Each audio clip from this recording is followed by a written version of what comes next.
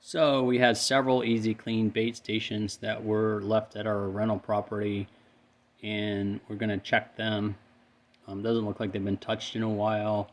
There were a bunch of acorns in them. Looked like maybe the squirrels or chipmunks had gotten into them.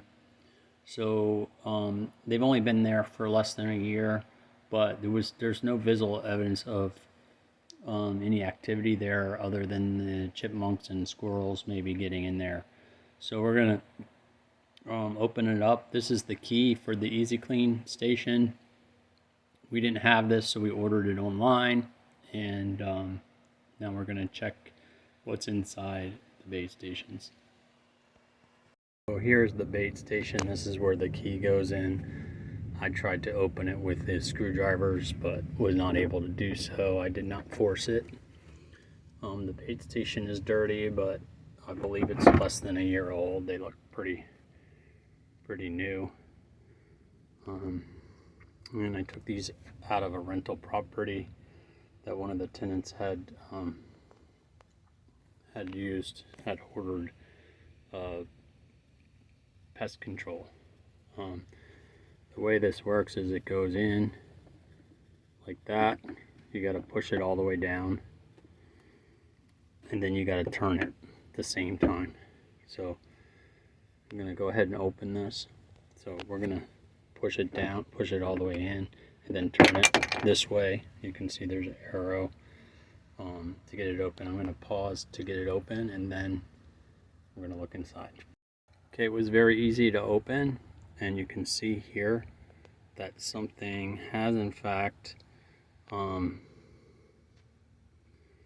inside, because there's no more bait in there. So something's been eating the bait. Don't know what. Could be mice or rats. It could be chipmunks. I never saw any rats at this property, but I have seen chipmunks. I do have this other bait station we're going to open and see if there's anything in it. These little bars here, they're for holding the bait, and you can see there's no bait left in there. It's been completely removed. Usually the bars are pretty big, you can see them. And I guess this is the labeling. BM products, that must be the manufacturer. Here's the other bait station. You can see again, looks like all the bait is removed. The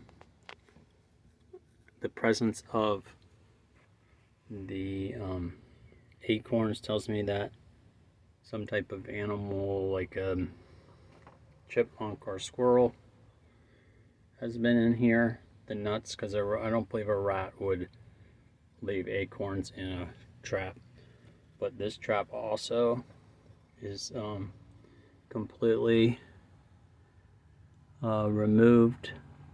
If you look closely down here, you can see evidence that there is some mice poop there. I don't really see any rat poop in there, so